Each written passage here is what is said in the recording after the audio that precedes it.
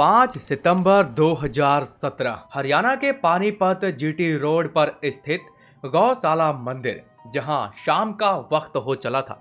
गौशाला मंदिर का सेवादार रोज की तरह दरवाजे बंद करने में जुटा हुआ था। जैसे ही वो सेवादार आखिरी कमरे का दरवाजा बंद करने के लिए आगे बढ़ा तो उनके कदम वहीं पर रुक गए। कमरे के अंदर फर्श पर बिछे हुए गद्दे पर उन्हें अंधेरे में एक अजीब सी आकृति दिखाई पड़ी, जिसे देखकर एक पल को तो उन्हें लगा कि शायद कोई गहरी नींद में सो रहा है। लेकिन जैसे ही उन्होंने करीब जाकर के देखा तो उनके पैर वहीं पे थर्रा उठे। उसने तुरंत चांदनी बाग पुलिस स्टेशन में सूचना देते हुए कहा कि आप जल्दी से जीटी रोड गौशाला मंदिर पहुंचिए। पुलिस जब मौके पर पहुंची तो उन्होंने देखा गद्दे पर पड़ी एक लड़की का शरीर, और सबसे भयानक बात यह कि उसका चेहरा मतलब कि पहचान मिटाने के लिए तेजाब इस्तेमाल किया गया था, जिसके चलते कुछ समझ ही नहीं आ रहा था कि वो लड़की है तो भाई है कौन। तलाशी के दौरान मृतक के पास से आधार कार्ड, कॉलेज की उसकी आईडी कार्ड मिली। उसे पता चला कि उसका नाम ज्योति है। इसी के साथ वहां से उसका मोबाइल फोन भी बरामद हुआ। अब ज्योति के घर वालों को कॉल करके पहचान करने के लिए वहां पे बुला लिया गया, तो उन्होंने कपड़े और बाकी निशान को देख करके ये पहचान लिया कि वो उनकी बेटी ज्योति ही है, जो कि सारे सबूत जुटाकर और उसका पोस्टमार्टम करवा के उसकी बॉडी उनके परिवार वालों को सौंप दिया गया, जिसके बाद उनके परिवार वालों ने उसका अंतिम संस्कार भी कर दिया। और यहीं पे ये कहानी इस तरह से खत्म हो जाती है। नहीं गाइज, अभी तो असल खेल शुरू होने जा रहा था, क्योंकि अगली सुबह अशोक दुबे नाम का एक व्यक्ति उसी पुलिस स्टेशन पर जा पहुंचा और उन्होंने अपनी बेटी सिमरन दुबे की गुमशुदगी की रिपोर्ट दर्ज करवाते हुए कहा कि मेरी बेटी 5 सितंबर को लापता हो गई थी और अभी तक घर नहीं लौटी। अब ये बातें सुनने के बाद पुलिस वाले न जाने क्यों ज्योति की वो वाली फोटोग्राफ्स दिखाते हैं जो कि घटना स्थल पे फोटोग्राफी की गई थी। अब ये देखने के बाद अशोक दुबे अचानक से कहने लगे, अरे ये तो मेरी बेटी है। लेकिन हाँ, पहचान पत्र और उनके कपड़ों से आप ये कह सकते हैं कि वो मेरी बेटी नहीं बल्कि ज्योति ही है। लेकिन मैं दावे के साथ कह सकता हूं कि ये मेरी बेटी हो सकती है। और यहीं से गाइज इस केस में एक ऐसा मोड़ आया जिसके पीछे की सच्चाई और साजिश एक अलग ही लेवल का सामने आता है। तो फिर गाइज क्या थी इसके पीछे की पूरी असल कहानी और वास्तव में इसके पीछे का रहस्य था क्या? जानेंगे सब कुछ आज के इस वीडियो में विस्तार से, क्योंकि आप देख रहे हैं देश दुनिया की डार्क रियलिटी। तो ये कहानी शुरू होती है गाइज हरियाणा के पानीपत से, जहां पर आर्य कॉलेज में पढ़ने वाली दो सहेलियां सिमरन दुबे और ज्योति रानी एक एनएसएस कैंपस यानी कि राष्ट्रीय सेवा योजना, एक सरकारी कार्यक्रम होता है, यानी कि जो युवाओं को सामाजिक सेवा कार्यों में भाग लेने और समाज के प्रति अपनी जिम्मेदारी समझाने के लिए प्रेरित करता है। इसी के तहत छात्र छात्राओं को विभिन्न सामाजिक, सांस्कृतिक और पर्यावरण गतिविधियों में शामिल किया जाता है। तो इन्हीं कैंपस के दौरान उनकी मुलाकात बाकी और फ्रेंड से भी हुई, और उन्हें ये नहीं पता था कि अब जो वो फ्रेंड्स बाकी आपस में बने हैं वो उनकी दोस्ती एक भयानक रूप में बदल जाएगी। तो पहले तो हम इन सभी कैरेक्टर को समझने की कोशिश करते हैं कि वो कैरेक्टर कौन कौन थे। ज्योति रानी एक साधारण सी लड़की जिसका सपना था अपनी पहचान बनाना। इस लड़की के लिए पानीपत का आर्य कॉलेज उसकी दुनिया थी। बीए फाइनल ईयर में पढ़ने वाली ज्योति हर किसी से खुलकर बात करती थी और किसी के लिए भी मदद का हाथ बढ़ाती थी। लेकिन ज्योति के दिल में कुछ और भी चल रहा था जिसकी कल्पना किसी ने नहीं की थी। सिमरन दुबे अपनी उम्र से कहीं ज्यादा समझदार, आजाद नगर की रहने वाली, वह अपने परिवार की सबसे बड़ी बेटी थी जिसने अपने भाई बहनों की परवरिश में हमेशा मदद की। बीए सेकंड ईयर की वह छात्रा आर्य कॉलेज में पढ़ाई के साथ साथ संगीत से भी बहुत प्यार करती थी। वह ज्योति की अच्छी दोस्त जरूर थी, लेकिन अपनी ही खुद की दुनिया में सुकून से रहती थी। कृष्ण कुमार अटोला गांव का रहने वाला एसडी कॉलेज में बीए थर्ड ईयर का छात्र, परिवार का बड़ा बेटा, जो भैंसों की खरीद बेच में पारिवारिक कारोबार में हमेशा मदद करता था।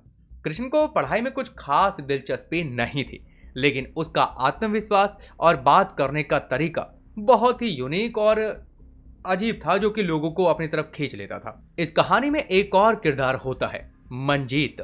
वह कृष्ण का बहुत ही करीबी दोस्त था और अक्सर वो साथ पढ़ाई लिखाई और कैंपस की गतिविधियों में भाग लिया करता था। दरअसल अब उनके कॉलेज में एक सामाजिक जागरूकता कार्यक्रम किया जाना था। यह कार्यक्रम आने वाले गणेश चतुर्थी उत्सव के दौरान आयोजित किया जाना था, जिसमें छात्रों को एक नाटक प्रस्तुत करना था। नाटक का उद्देश्य यह था कि समाज में बढ़ती समस्याओं पर जागरूकता फैलाना, और उसी का रिहर्सल करने के लिए उन्होंने गौशाला मंदिर चुना था। रिहर्सल के दौरान कृष्ण ने मंजीत को भी बुलाया था। हालांकि मंजीत किसी व्यक्तिगत काम की वजह से वो समय पर वहां उस दिन नहीं पहुंच पाया था, जहां पर सिमरन भी आ चुकी थी और सब कुछ बिल्कुल ठीक चलता जा रहा था। लेकिन जब शाम हुई, यानी कि ये वही दिन था जिस दिन का जिक्र हमने सबसे पहले किया था, और उस सेवादार को ज्योति की लाश पड़ी हुई मिली थी, और फिर उसके आगे क्या हुआ था ये तो आप जान ही चुके थे। लेकिन उसके आगे और क्या हुआ था और किसने ये सब किया था, सबसे बड़ी बात ये थी कि वो किसकी बॉडी थी, ज्योति की या सिमरन की। ये सब जानने के लिए हमें अब इन्वेस्टिगेशन के पार्ट को ध्यान से सुनना और समझना होगा, तभी सभी खुलासे हमें समझ में आ पाएंगे। पुलिस ने अब सबसे पहले घटनास्थल से जो मोबाइल फोन बरामद हुआ था उसका डेटा खंगालना शुरू कर दिया। हर कॉल, हर मैसेज को ध्यान से देखा गया। कॉल डिटेल्स में एक नंबर बार बार नजर आया। यह नंबर कृष्ण कुमार का था। कृष्ण जो ज्योति का बहुत ही करीबी दोस्त बन चुका था। कॉल रिकॉर्ड से पता चला कि घटना के दिन ज्योति और कृष्ण के बीच कई बार बातचीत लगातार कई घंटों तक हुई थी, और इसीलिए पुलिस को कृष्ण के ऊपर कुछ अजीब सा संदेह होने लगा और अब उसके घर पे छापा मारा गया। लेकिन जब कृष्ण की पड़ताल हुई तो पता चला वो तो घर पर मौजूद ही नहीं है, यानी कि उसके घर वाले भी ये कह रहे थे कि वो लापता हो चुका है। अब कृष्ण के गायब होने के बाद मामला और गहरा हो गया। पुलिस ने उसके दोस्तों और कॉलेज के बाकी साथियों से पूछताछ करना शुरू किया, तो इसी दौरान मंजीत का नाम सामने आया। मंजीत ने बताया कि कृष्ण ने उसे भी उस रोज गौशाला मंदिर में प्रैक्टिस करने के लिए बुलाया था, लेकिन वो किसी कारण की वजह से ना जा सका। मंजीत ने यह भी कहा कि कृष्ण और ज्योति दोनों उस रोज कुछ खास प्लानिंग करने के विचार में थे, कुछ खास प्लानिंग कर रहे थे।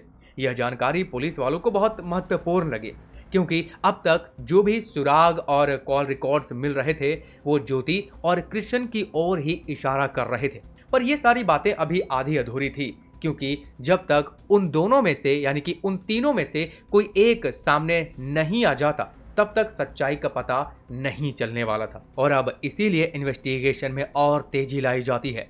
इसी के साथ ही पुलिस ने कृष्ण और ज्योति के बैंक के डिटेल्स और कॉल ट्रांसक्रिप्ट्स भी गहनता से पड़ताल करना शुरू करती है। और इसी के साथ कैंपस में समय बिताने वाले कुछ लोगों ने उनके रिश्ते के बारे में भी बताया, और कृष्ण के घर की तलाशी लेने पर उसके घर में ज्योति के कुछ निजी कपड़े भी पाए गए, जिससे ये तो साफ हो रहा था कि वो दोनों आपस में गहरे प्रेम संबंध में थे। इसी दौरान पुलिस को एक और अहम सुराग मिल जाता है। कृष्ण और ज्योति की लोकेशन का पता लग जाता है। कॉल रिकॉर्ड्स और बैंक ट्रांजैक्शन के जरिए उनकी आखिरी लोकेशन शिमला में पाई गई, जो कि उसकी लोकेशन शिमला के रॉयल होटल की तरफ इशारा कर रही थी। और ये जानकारी मिलते ही पुलिस की एक टीम शिमला रवाना हो गई। अब वहां पहुंचकर पुलिस को उस होटल के एक स्टाफ से पूछताछ के दौरान ये पता चला कि एक पुरुष और एक महिला, यानी कि श्याम और राधा नाम के एक कमरा बुक किया गया है। रजिस्टर में पता चला कि वो पानीपत से आए हुए थे, तो पुलिस को यहाँ पे थोड़ा अजीब लगा, तो बिना किसी देरी के उन्होंने उस रूम का जाके दरवाजा खोला। अब दरवाजा खोलते ही जो सामने नजारा था वो हर किसी के होश उड़ा देने के लिए काफी था। कमरे में ज्योति और कृष्ण दोनों जिंदा और सही सलामत मौजूद थे। वही ज्योति जिसका अंतिम संस्कार उसके परिवार वालों ने किया था। हालांकि कृष्ण और ज्योति पुलिस वालों को देख करके भागने की कोशिश नहीं करते हैं, उनके चेहरे पे सिर्फ चुप्पी थी। उन दोनों को तुरंत फिर हिरासत में लिया गया और पानीपत लाया गया। रास्ते भर में पुलिस के दिमाग में एक ही सवाल गूंज रहा था कि अगर ज्योति जिंदा है तो गौशाला मंदिर में पाई गई वो लड़की कौन थी। जैसे जैसे जांच आगे बढ़ रही थी, साफ तौर पे ये सस्पेंस बढ़ता जा रहा था, क्योंकि अभी तक ये साफ नहीं था कि शायद वो सिमरन ही थी या फिर वो कोई तीसरी लड़की की तरफ इशारा करने वाली थी। अब ये तो इसका जवाब वो दोनों ही दे सकते थे, जो कि उसके पूछताछ के दौरान मिलने वाला था। सो गाइज, अगर आप व्हाट्सअप या फिर टेलीग्राम यूज़ करते हैं तो प्लीज़ गाइज मुझे वहाँ पे ज़रूर फॉलो करें। बिकॉज इसलिए कि अगर मुझे क्राइम सीन के ओरिजिनल फोटो वीडियो मिल जाते हैं तो मैं वहाँ पे शेयर कर देता हूँ, जो कि रेयर ऑफ द केस में ही मिलता है। लेकिन मेन वजह ये भी है कि अगर आप मुझे वहाँ पे फॉलो कर लेते हैं तो ये जो यूट्यूब का नोटिफिकेशन का झंझट है ना, वो भी थोड़ा सा खत्म होता हुआ नजर आएगा, क्योंकि यूट्यूब जो है सबको एक साथ नोटिफिकेशन नहीं भेजता है, कई बार भेजता ही नहीं है। तो प्लीज़ गाइज, आप व्हाट्सअप यूज़ करते हो तो वहाँ पे बस मुझे फॉलो ही करना है, तो इतना तो कर लो यार, क्योंकि आप लोग वीडियो देखते हो तो इतना तो बनता है यार। तो अब पूछताछ के दौरान कृष्ण ने पुलिस वालों के सामने पहली बार जुबान खोली। उसने धीरे धीरे अपनी और ज्योति की कहानी बतानी शुरू कर दी।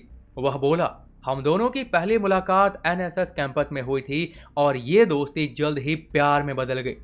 ज्योति अब तक जो शांत बैठी हुई थी, फिर ज्योति ने बताया, कृष्ण मेरी हर परेशानी को समझता था। मुझे उसमें वो साथी दिखाई देता था जिसके साथ मैं अपनी पूरी जिंदगी आसानी से बिता सकती थी। लेकिन हमारा प्यार इतना आसान नहीं होने वाला था, क्योंकि हम दोनों अलग अलग जाति से हैं और उन्हें पता था कि अगर उनका प्यार समाज के सामने आया, घर वालों के सामने आया, तो ना ही परिवार एक्सेप्ट करेगा ना ही समाज। तो इसीलिए उन्होंने कुछ और ही करने का फैसला किया। अब पुलिस वाले सामने से कोई और सवाल करते तो कृष्ण ने सामने से खुद ही बोलना शुरू कर दिया कि हमने भागने की योजना बनाई थी, लेकिन हमें पता था कि अगर हम ऐसा करते हैं तो हमारा परिवार हमें एक दिन ढूंढ निकालेगा और शायद ढूंढने के बाद हमारे साथ कुछ बुरा भी हो सकता था।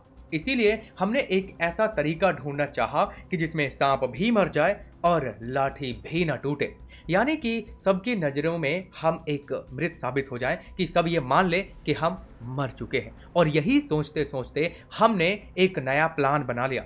और यहाँ पे ये जो कहने और सुनने में जितना आसान लग रहा है, उतना ही मुश्किल था इसे असल जीवन में उतारना। ज्योति ने फिर आगे कहा कि हम दोनों को दो लोगों की तलाश थी जो हमारे जैसे ही दिखते हो। सिमरन जो ज्योति की करीबी दोस्त थी और मंजीत जो कृष्ण का करीबी दोस्त था, और ये दोनों मतलब बाय चांस उसके जैसे ही कद काठी में दिखते थे। इसीलिए उन्होंने इस योजना को अंजाम देने के लिए सिमरन और मंजीत को चुन लिया।